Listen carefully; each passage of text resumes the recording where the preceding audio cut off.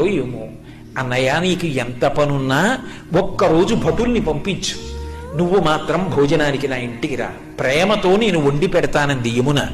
మన్నించి యమధర్మరాజు కార్తీక మాసంలో శుక్లపక్షంలో విధియ తిథి నాడు యమున ఇంటికి భోజనానికి వెళ్ళాడు. ఏం చెయ్యాలి అన్నయ్య వస్తే? పరమ ప్రేమతో చిన్నప్పుడు అన్నయ్య ఏం తినేవాడో, ఏదంటే ఇష్టమో ఆ మాటలు చెప్తూ కబుర్లు చెప్తూ ఇంకొంచెం తిననయ్యా ఇంకొంచెం తిననయ్యా అంటూ అన్నయ్యకి ప్రేమగా వడ్డించింది. తిన్నాడు. ఏం కావాలమ్మా నీకు అని అడిగాడు. మరి దేవతా సంబంధం కదూ, వరం ఇవ్వాలి. ఆవిడ మనందరి కోసం ఓ వరం అడిగింది.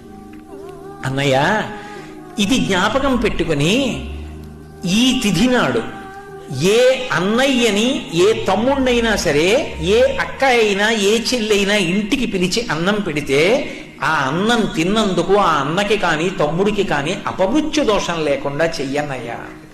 తప్పకుండా ఇస్తానమ్మా అన్నాడు. అంతేకాదమ్మా, నీలాంటి చెల్లెలు ఉన్నందుకు పొంగిపోతున్నాను, విశాల హృదయంతో అడిగావు, ఇలా పెట్టిన చెల్లికి మంగళసూత్రానికి ఇబ్బంది రాదమ్మా, సౌమాంగల్యంతో ఉంటుంది, వరమిస్తున్నాను అన్నాడు. యజ్ఞం చేయమన్నారా యాగం చేయమన్నారా?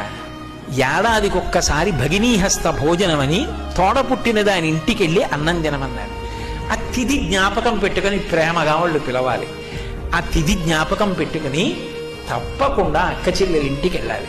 అది లేని నాడు మీరెంతమంది అండి అంటే నాకు అక్క ఉంది నాకు చెల్లుంది అని చెప్పుకుని మాత్రం ఉపయోగం ఏముంటుంది?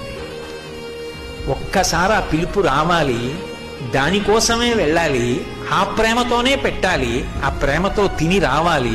ఆ అనుబంధాలు మిగిలిన ప్రాణులకు లేవు.